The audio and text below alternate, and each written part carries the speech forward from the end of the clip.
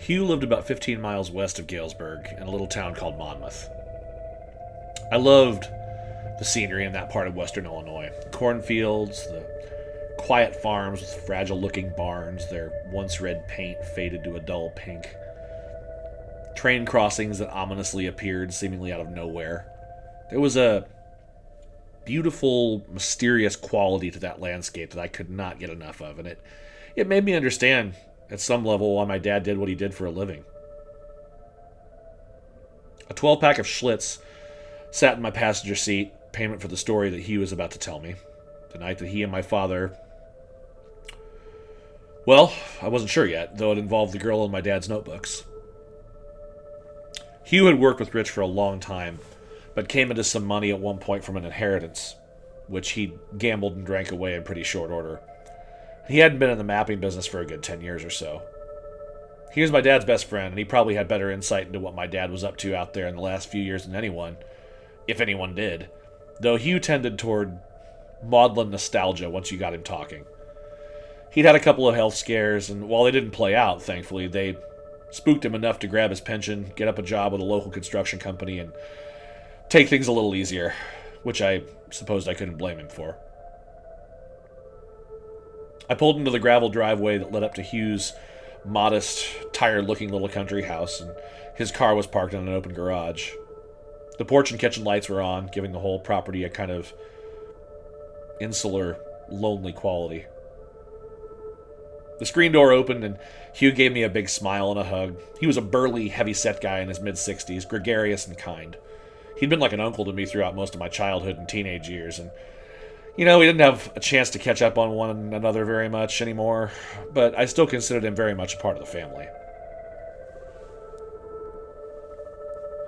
He asked about Alicia and Patty, wondered how they were doing, and I told him what little I knew about their new place in Arizona. I remember when Sandy bailed on me, he said. Fuck, did that hurt. 30 years and it still hurts. Just hang in there, Paul. It was a pretty cool night for summer, so we sat down on a couple of lawn chairs in his back porch and cracked some beers. Suffice to say that no one knows what I'm about to tell you, he said.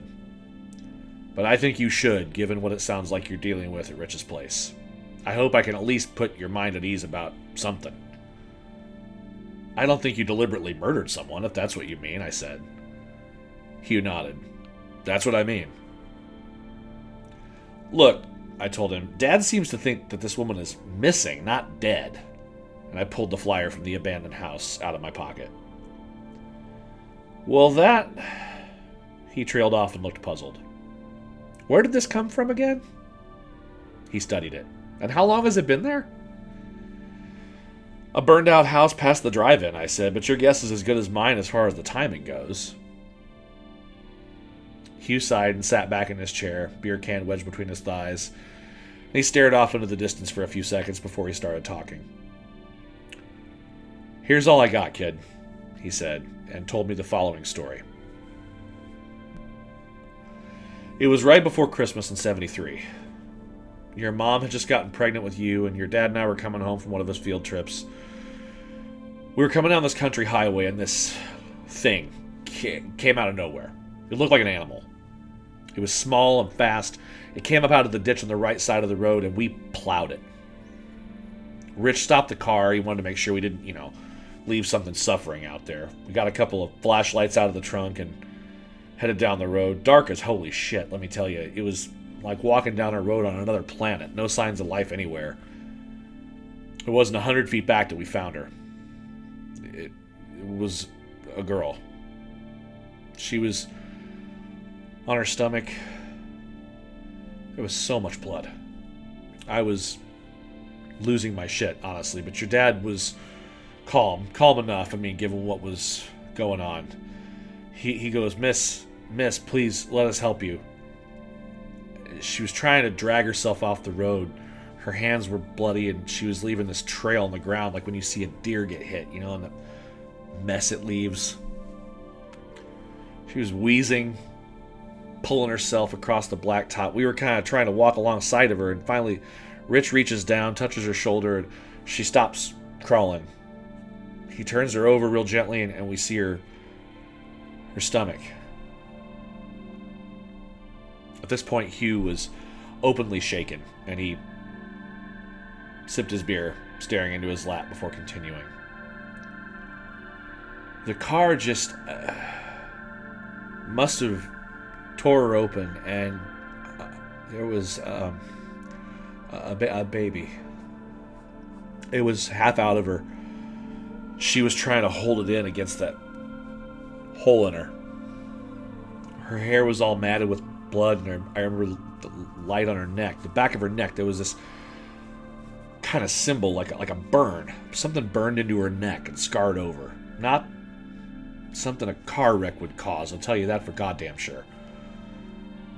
And on her chest, she was wearing a skimpy thing. It looked like a nightie. She had these other things, symbols, cut into her skin. I don't know what it was. Some nonsense word as far as I was concerned. You know how, like, what are those little stone things, like Scrabble tiles? Runes? I replied. Right, he said. It looked like runes almost, although not quite that either. Just weird language.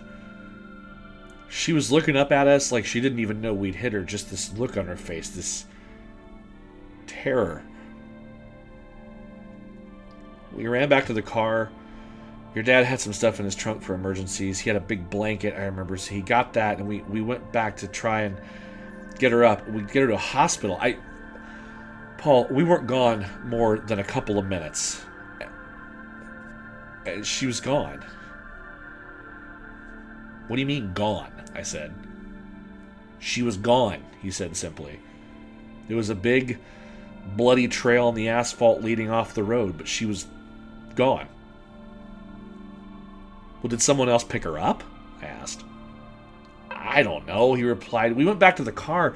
We were going to turn around and try to search with the headlights facing, where she was. And we saw this ambulance coming down the road slowly, real slow, and it passed us, and we figured maybe they picked her up. There was one house, but it was dark. I don't remember if your dad knocked on the door or not.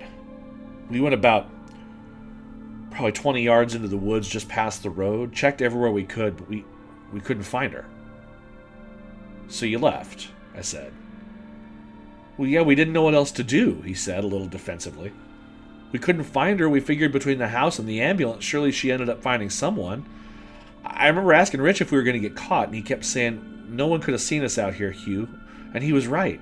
We were 1,000,000 miles from nowhere. We hadn't passed a town for I don't know how long. It was 2 a.m.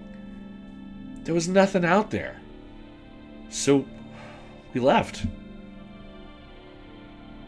We stopped at a payphone and we called the local police, told them anonymously that a woman had been hit by a car on Highway 116. I think we convinced him it wasn't a crank, but who the hell knows? We checked out the papers down there for weeks, until at least Valentine's Day, but nothing about a body being found. Anything. Give me a second, I said, and I went back to my car for my dad's notebook with the sketches. When I returned, he was cracking another beer. I showed him the sketch of the woman. Was this her? It looks like it could be her, yeah, he replied. He tapped the missing poster. This is her. I'm almost sure of it. Then I showed him the strange, wavy symbol from my dad's notebooks. Was this the thing on the back of her neck? Jesus, he said, looking from the notebook back to me like he was waiting for a punchline. Yeah, that's it. I told him that the symbol was all over Dad's notebooks for the past few years, and Hugh grew visibly uncomfortable. And when I brought out my dad's broadsheet with the circular compass-looking thing, he brightened a little. Now wait, he said. This... Okay, well, honestly, I don't know what it was. It was in your dad's car, though. He kept it tucked in one of his notebooks the last few years. Last runs, he did a lot of heavy field work, you understand. I asked him about it once, and he called it his roundabout. Said it kept him busy on the road. I don't know what the hell that meant. I'll be honest, we were having a few beers at the time. I mean, most of the time. I didn't think much of it then. Do you think this is something to do with him being gone? I don't know, I said. His whole office is like a big collection of puzzle pieces, notebooks upon notebooks. Listen, Take a drive out there with me, to where it happened, where this thing with the girl happened. I need to see it. Look, from what I can tell, my dad had gone out quite a few times in the last few months. This little area out around there, right? Right here. I tapped the page. Tanner Road, right there. Is that where it happened? I think so, Hugh said, although that doesn't ring a bell. Well, Dad kept receipts religiously, I said. Used to be for tax purposes. Yeah, old habits die hard, I guess. There's still quite a few of them. He's been out there. He's been as far east as Ohio, as far south as Memphis. That can't be by accident, Hugh. I talked to 2 people at Compass Point. He wasn't working on any projects for them. None of this had to do with work. He was looking for something. We sat in silence for a while, the air turning somewhat colder, and I shivered as I finished my beer. Listen, Hugh said finally. Maybe he was. But it couldn't have had anything to do with that girl, Paul. You know your dad. He loved being on the road, driving around, finding little backwaters and all that. It's why he had the job he had. It didn't have anything to do with her. It was 50 years ago. Maybe not, I agreed. But I have to see for myself, if there's even a possibility. I can appreciate that, he said. He finished his beer, opened another, sipped, and chuckled. You remember that Thanksgiving when your mom overcooked the turkey? It was like a little leather jacket wrapped around chicken bones. He laughed heartily. Your mom was a good one. Did she know? I asked. I could see in his face that he'd anticipated the question. Not that I know of, he said. I never got the sense that she knew. 50 years. How's your dad, though? I'm not too surprised he's been back out there looking for some kind of answer. He looked up at me, forced a weak smile, and shook his head. I can't, Paul. You're not going to get any sort of answer bringing me out there. There are days where I barely remember what happened the day before. I don't know any more than you do. It's okay, I said. I do understand. Doesn't it get lonely out here? Ever wish you weren't retired? Hell no, he replied with a chuckle. This is what I do most every night. I sit out here, I have a few beers till I get sleepy, take in as much fresh air as I can, and I do it all over again. Just me and the occasional coyote. You know, I saw a meteor the other night. Honest to God, meteor streaked right over the highway, just south. Thought it was going to hit the ground. I mean, I had to have somewhere. That's enough excitement for me these days. We sat there for a few more minutes, and I finally got up to go. He hugged me again, then tucked the box of beers under his arm as he headed back for the house. Hey, he called as I reached my car. She had a tattoo. I forgot about that until just now, on her shoulder. A little tattoo of an hourglass. An hourglass? I replied. Yeah, he said. It looked homemade, like something you'd do yourself. I don't know why it stuck out to me. I just remember wondering why a pretty young girl like that would get something so ugly and clumsy looking like that on her, you know?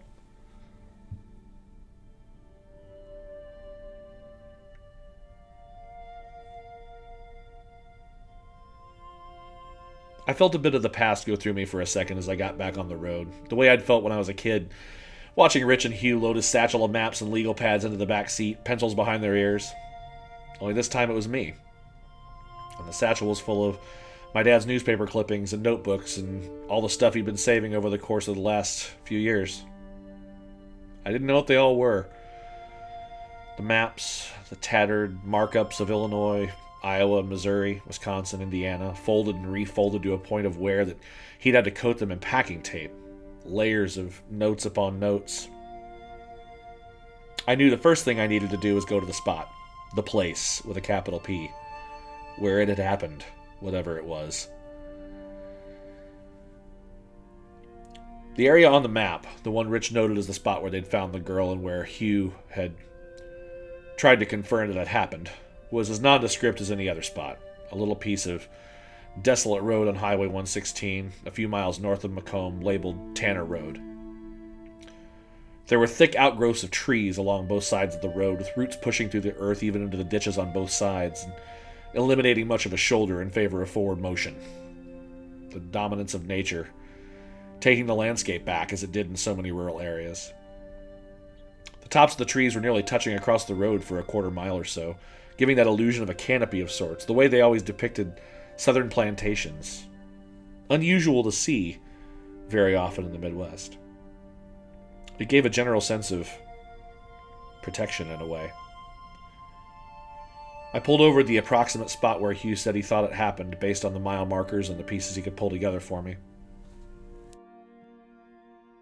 I didn't know what to think. I remember one time when I was a kid, my parents took me to the woods outside this campground where my mom's parents had taken her when she was little. She wanted to see it again, and we were there for maybe 10 minutes. It wasn't anything special. It was fine. It was clean. There were people staying there in their little campers and tents. It was normal, but I could see that my mom attached a kind of spiritual significance to it that just wasn't there. Her memory of it was just based on her experience. For me, as a 12-year-old with no connection to it, it was just a campground. This was similar. I mean, I guess even in the few days since I discovered my dad's bizarre note and his charts and roundabouts and whatever the hell, I'd attached a kind of totemistic significance to this place that just wasn't there. It was a highway, one of a million Midwestern highways, and it was nothing that would have occurred to me as anything special now or then. Then being before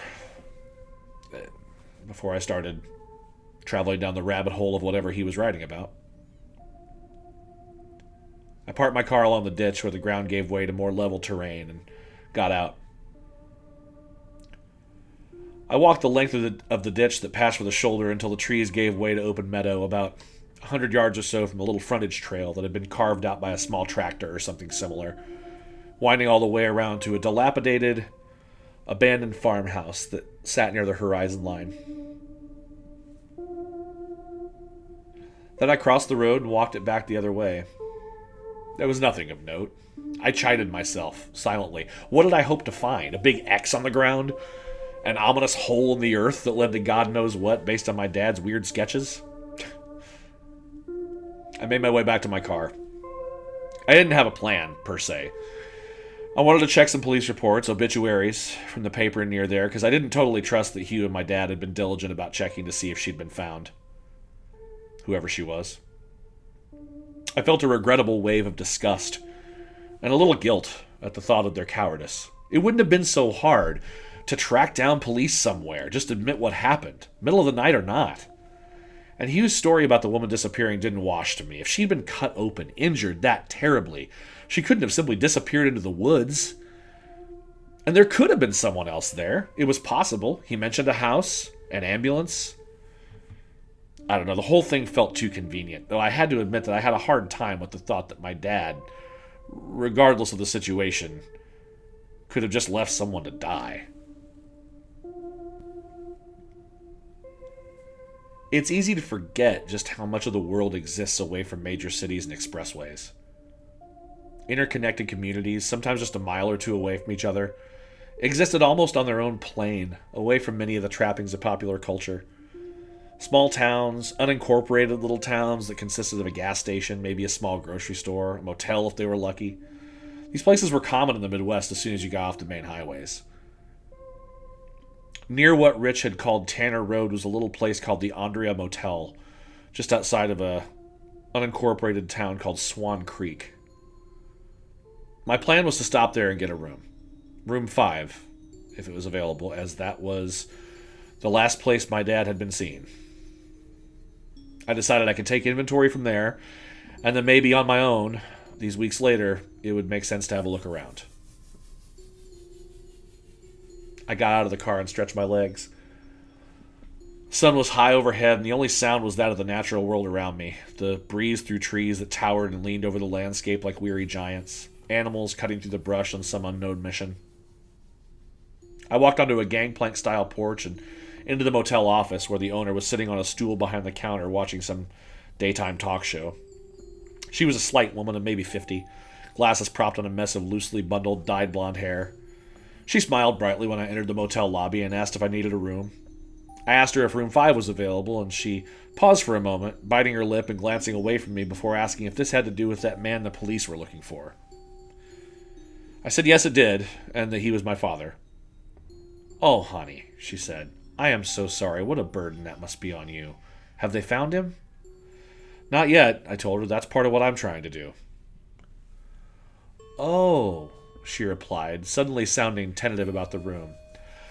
I have to ask, honey, you're not planning on doing anything weird, right? You don't want it for like what you call a seance or something? I chuckled and said no, I wasn't planning anything like that. I was doing some research, that was all. That seemed to satisfy her, so she took my credit card for $42 and change.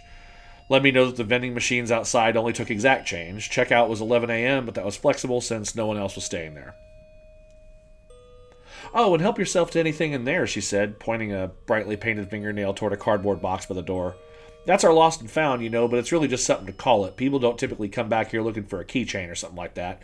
Get you something to read or something if you'd like. I thanked her, signed the card receipt, went back out to my car to get my bags, and then followed the little gangplank to room 5.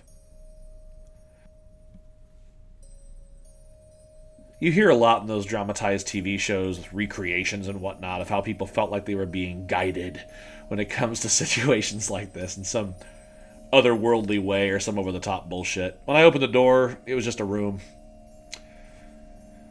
There was nothing of my dad or anyone else for that matter.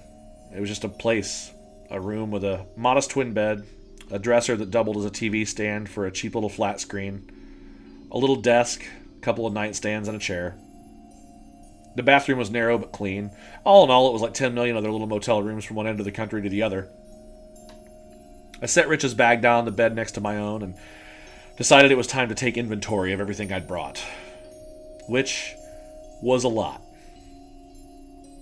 I've always loved detective shows, and a small part of me envied the boards full of notes, the strings connecting photos and diagrams, but as I started to get into the pile of newspaper clippings and printouts from file folders I'd brought with me, I just felt overwhelmed and more than a little distracted by the feeling that I was getting worked up over nothing. There were bits about rezoning of highways, road commission meeting minutes, updates from IDOT, and then a few things here and there that didn't quite connect. Some articles about house fires in little towns all around west central Illinois, a few in Indiana or Michigan, and at the very bottom, a worn-out series of clippings about missing children throughout the same area. Kids who had disappeared, kids who were now presumed dead, 1 or 2 kids who'd been found after having been thought kidnapped or gone forever. Then I found the clipping dated December 16th, 1973. It was from the Quincy Register, cut hastily out of the paper. It was only a paragraph long, under a headline that read, "No Leads in Parsons' Disappearance," written by a staff reporter named Gina Burns, and he'd circled her name in red pencil. It was a case of news that wasn't really news. Local and state police, it said, had no updates or leads on the disappearance of Tanner Parsons, a 17-year-old girl who had vanished from her home on December 1st, 1973. And next to the few sentences was a tiny photo, likely a school picture. It was unmistakably the girl from the missing poster and the sketches. I didn't know if I felt good about my instincts being correct or not, and the sickening feeling that I had growing in my stomach wouldn't let me settle that bet right away. Tanner Parsons. I had a name now. Out of curiosity, I got out my computer and fought the weak Wi-Fi signal a while until I was able to access Google, and I did a search for Tanner Parsons. A few random matches, but one in particular caught my eye, an entry on a Wikipedia-style page dedicated to urban legends and cryptozoology, the study of mythical or imaginary monsters. It seemed like an odd match, but I opened the message board and scrolled through the entries.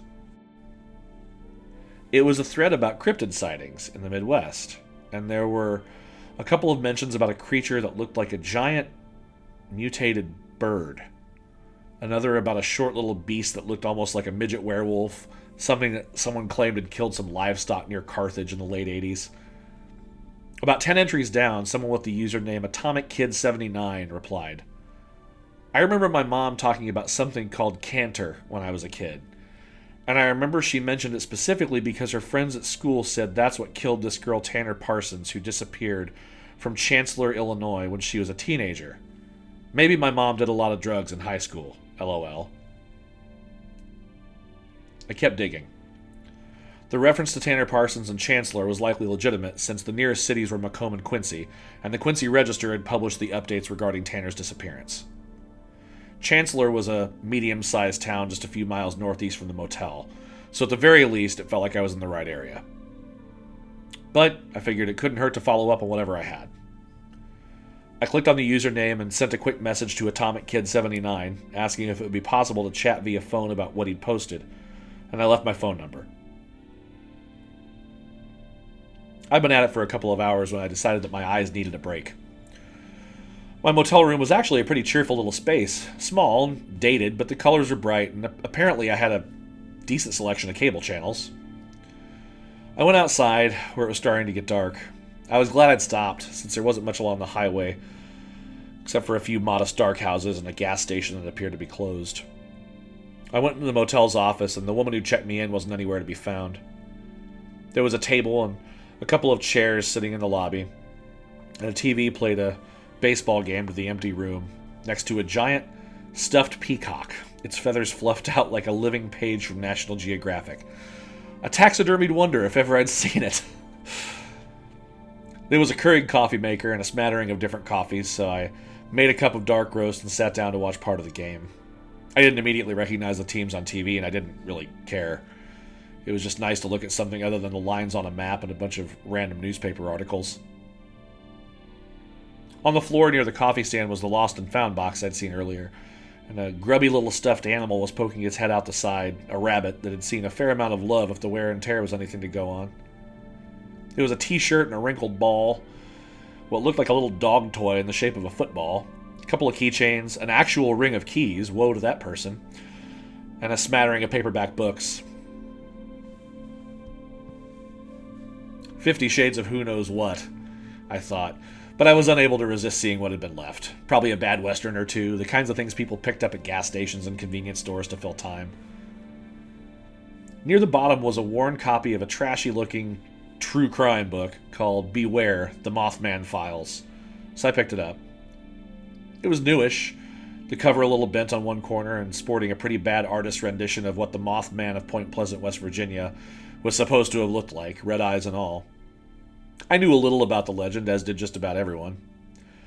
As the story went, in the late 60s, there were numerous sightings of a man-sized creature that resembled a moth with huge wings and glowing red eyes, and it seemed to be somehow linked to an abandoned power plant near the town of Point Pleasant, West Virginia. Around the same time, several residents reported being approached by an ethereal, strange-looking man who called himself Indrid Cold, and seemed to want information about human behavior. Throw in a horrific tragedy at the end, a bridge collapsing, leading to numerous fatalities just a few weeks after all the sightings and encounters started. And you had everything from one of the most storied conspiracy theories of all time, tales of aliens masquerading as people, foretelling the future, and what have you. I flipped through the book. At the very least, it was a compelling story, and the earnestness exhibited by most of the townspeople involved, all upstanding, respected members of the community by all accounts, certainly gave the whole thing a creepy air that left you unsettled.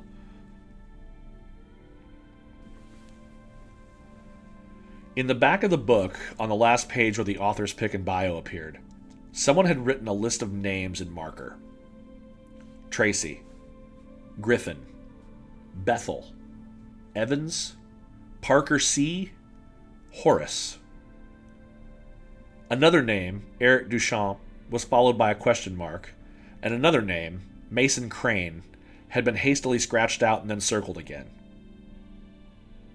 Under that, the same hand had written, page 67, IC equals JB. I turned to page 67, and there was an artist's representation of what witnesses had described Indrid Cold to look like. A moon-faced man with a big smile and vacant eyes. It didn't really offer any great insights into the man or the legend itself. Except for the fact that the handwriting in the back of the book was my dad's.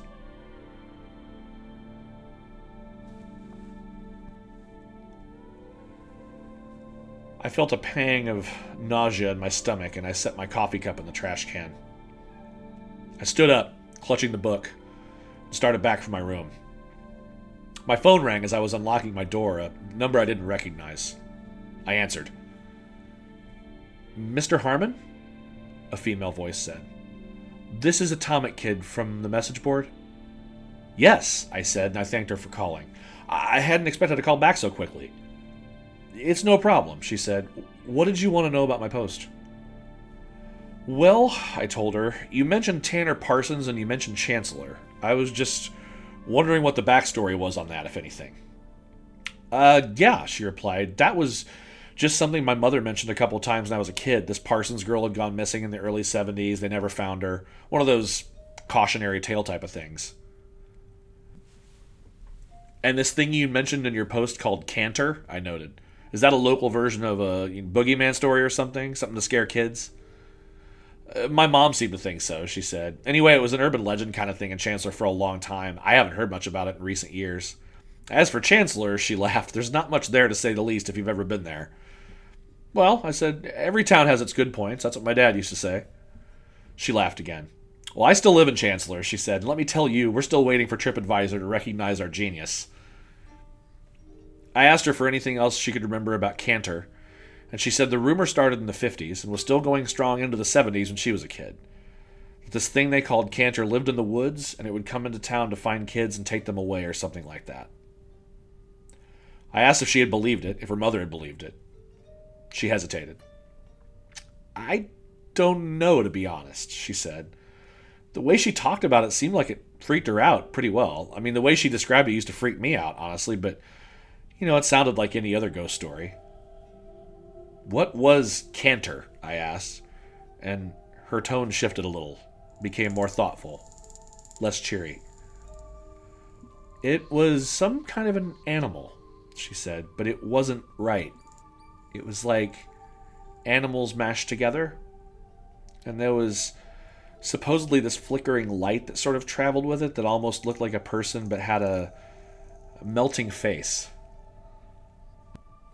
"A melting face?" I replied. "Like how? And what kind of animal? I don't understand. Are we talking like a chupacabra here? A hound dog?" She chuckled again. "No, not like anything else I've ever heard of. Like a horse with the wrong kind of mouth." That's what she said, like a horse with the wrong kind of mouth. It gives me the creeps even talking about it now. I haven't thought about it in a while. I furiously jotted down notes as she spoke. "So that was the last of Tanner Parsons," I said. "No one ever saw her again?" "Not as far as I know," she replied. "But seriously, Mr. Harmon..." "Paul," I cut in. "My name's Paul." "Right, Paul," she said. "I'm just throwing back at you what anyone in town would tell you, I think. And right now, it's... But as far as you know," I interrupted again, my anxiousness over this barrage of new information getting in the way of my manners. "From your mom, from whomever, no one saw Tanner Parsons again." "Supposedly," she said. "I think most people just thought she ran off. There were rumors of a boyfriend. Ain't nothing in a place like Chancellor for a teenager in the early 70s, believe me, unless you wanted to manage a gas station or a hardware store or work in a diner your whole life. Same for the 60s or the 80s, for that matter, when the other ones happened." "Wait, what other ones?" I asked. "Oh," she said, and paused. "I guess I thought that there were other kids that went missing out of this area, not just the Parsons girl. A bunch of others in the 60s, 70s, a few in the 80s. "Well, how many?" I asked. What's the story on them?" "I don't know," she replied. "I was long gone by the time the 90s hit. I went to college, got the hell out of here for a good 15 years. I just moved back to help take care of my mom when my dad passed away." "So, what?" I continued. "They're just cold cases? A bunch of missing kids? They just vanished?" "Well, vanished is a pretty Netflix word for it," she said, "but I suppose so, yeah. It was quite the thing for a while, people talking about a town curse and all kinds of stuff. But, bad things happen and people look for reasons to justify it, I guess."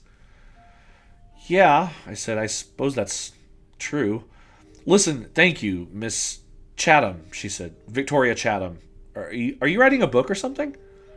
"Nothing quite that formal," I said. "I'm just trying to follow up on some work stuff of my dad's. He traveled through that area a good bit. I'd heard about the Parsons thing, and it just got me curious. Victoria cut me off. "Paul Harmon, you said? Was your dad Richard Harmon?" Yes, I said. Yeah, that's right. Why? Small world, she replied. He used to stay at the motel my parents ran. This little place called the Twilight Junction, if you can believe that, outside of Macomb. 70s, 80s. I remember his name because he used to talk about his son Paul, how you were really into comic books. I remember one time he came, I was reading Jane Eyre outside, and he said, maybe you could drag my son away from the superheroes long enough for some real reading.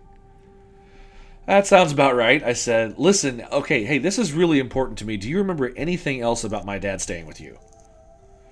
Well, yeah, she replied. I remember he used to stay at our place around the same time this other guy used to stay there. They'd show up together. Well, no, I mean, not together, around the same time, and they leave around the same time. Well, no, that's not right either. Sometimes they were together, now that I think of it. I think they were traveling for work. What did this guy look like? I said. Was he heavy-set, big guy, black hair? I assumed that perhaps it was Hugh. Do you remember his name? No, she said right away. That wouldn't have been him. He didn't talk much. I didn't try to talk to him. Your dad was just naturally friendly. This other guy just had this vacant look on his face all the time. I thought he was challenged, if you know what I mean. There was a knock at my door, and I caught myself in the mirror, visibly startling at the sound. Listen, I said, can I give you a call back at some point? I'd like to stay in touch if you wouldn't mind. She was silent for a few seconds, then said, I guess that'd be okay, sure, just text me if you want to talk. It was nice talking to you. You too, I replied, and hung up. Another knock at the door, and my nerves settled down a little when I saw through the peephole that it was the motel owner. I opened the door, and she told me she had to run down the street for some gas, as the riding mower for the property was dry, and that if I needed anything from the office, I'd need to wait till she was back. I thanked her and closed, then locked the door. My conversation with Victoria had yielded more questions than answers on all fronts. On one hand, there was my dad, traveling, or at least meeting up with, some stranger while on the road for work. On the other hand, there were missing children, which, if I was to believe Victoria, were somehow tied into local legends of something unnatural in the woods. I mean, while I didn't really buy into that, I couldn't shake Hugh's description of who I now reasonably believed was Tanner Parsons, and part of me wondered at the potential connection between the two. Fleeing, bleeding, in the throes and pains of childbirth, the marks on her body and neck. It all felt very, very wrong. But, again, time was no one's friend when it came to the accuracy of one night's events, and there were elements missing from the story. For starters, Hugh drank. A lot. So, while I loved the guy, it wasn't beyond the realm of possibility that his memories of that night on the road 50 years ago were off by a little, or a lot. It wasn't quite dark yet, and I was starting to get thirsty. I decided I could use a Coke or a beer, anything. Something to think over, as my dad would have said. I could see the lights from the gas station the motel owner had mentioned just down the road about a block. Now that the neon had kicked on, it looked very much open. So I locked the door and started walking. There were houses, but not in the uniform rows you think of when you think of suburbs or larger towns. These were highway homes, residents of small communities that were there in spite of the highway rather than because of it. A house here, a house there, a bit of yard or a big yard, sheds, small tractors, kids' toys strewn in the grass. There was a quiet comfort in that kind of life, to me. I'd always looked at that kind of quieter existence as something to envy in a way when my dad and I would drive out into these areas. But at night, as the sun started to go down, they felt terribly isolated. The sun was still dodging the horizon, an orange glow to the sky over my head, and I was at the mobile station before I knew it.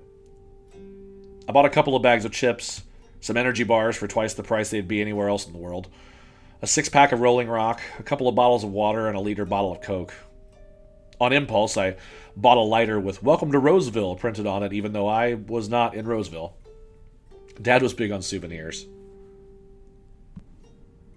I started back to the motel, and as I walked, the sun dipped behind a long ridge of trees, forcing the light down to nothing in no time. The landscape, the world around me, shifted.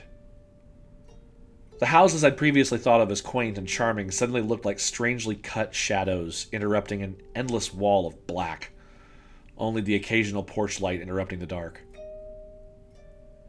It was only a block or so back to my room, and I was almost there when I paused. There was someone standing across the road, just on the other side of the house, directly across from the motel, and near the edge of where the tree line started back up on the way out of town, maybe a quarter-mile away. At first, I thought maybe it was the motel owner, but it was too tall for her. I say her, but it could have been either a man or a woman. It was impossible to tell from where I stood, and I couldn't see if the person was facing the road or actually doing something. I stood there for a second, afraid. Actually afraid to move. It was crazy, but I felt like whoever it was watching me, and though I wasn't really close, maybe not even within sight from where the person stood. The closer I got to the motel, walking carefully, staying in the shadow of the overgrown trees on the side of the road, the more I thought maybe my mind was just playing tricks on me. There was something there, clearly, and it looked like the shadow of a person, but the closer I got, the more it looked less like a person and like a mass. Tree limbs and brush, bushes, an uncut snarl of overgrowth that maybe the motel owner's mower was suited for taking care of. I stopped again just a few yards short of the motel's gravel parking spots. The shadows shifted. I didn't see anything anymore. I went to my room, locked the door, and closed the curtains. I turned on the TV for the sound and artificial company more than anything else. Then I went to the window and I sat, watching the road and the surrounding woods through the gap in the curtains. I opened a tall boy and took a long drink. I needed to relax a little. I must have dozed off for a bit, because when I woke up, it was fully night. I was still sitting in the chair, and I could see my car parked outside just under the dull, stuttering light of a single bulb outside my room. In the road beyond the row of motel rooms was a shape. It's hard for me now to even say what it was. It was formless for a few seconds, and then it was something flat, something lying low to the ground. It looked, and this was a bit of a stretch, almost like the way an alligator walks, with short legs and a long body. But this looked more like when a person crawls on their hands and knees. When I squinted to bring it into focus, it lost its shape again, though it still bore a passing resemblance to the general shape of a prostrate body on the road, pulling itself along. Was someone hurt? Christ, had someone gotten hit by a car? Just in those few minutes when I had been sleeping in my room? I hadn't heard anything that indicated an accident. I reached for my phone, glad that I hadn't turned on the lights when I'd gotten back in the room, and leaned toward the window in the dark. I was gripped by the feeling that I didn't want them to see me, which was absurd because the lights were off, but I felt a catch in my breath regardless. I held my phone up and took a picture, a few of them, because the glare from the bulb outside my door almost overwhelmed the shot. The shape looked like it was moving toward the shoulder of the road on the other side, and after a few seconds, it was gone. A few yards beyond that, I saw what seemed to be a figure in the trees, equivalent to maybe a half block away. It stood awkwardly straight, posture such that its arms hung at its sides like an action figure or something, stock still, completely unrelaxed, if that makes sense. The more I looked, the more it seemed to me maybe I was just seeing trees, a twisted mess of branches, again, that dipped and swayed in the breeze. But then for just a moment, I saw the figure crane its neck in my direction as though they'd noticed me watching. I took a step back, glanced over to make sure my door was locked, and moved beyond the view of the glass. The sudden patter of rain on my window made me jump, and when lightning flickered behind the sky-high wall of trees across the road, I saw that the figure was gone. The rain stopped almost as suddenly as it had started, and in the light outside my room door, I could see a piece of paper looped through the passenger side door handle of my car. I took a deep breath, unlocked the door, and carefully opened it just enough to look outside in both directions. There wasn't a soul in sight anywhere, and there were two other cars parked a few spots away from mine, so I wasn't the only one staying at the motel, apparently, which made me feel a little bit better, though I wasn't even sure why.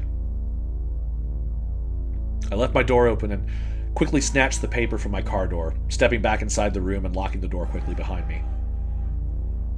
I turned on the light, and on the paper were 2 phrases in blocky, childlike script. "Finally found you," it said. "Meet me halfway."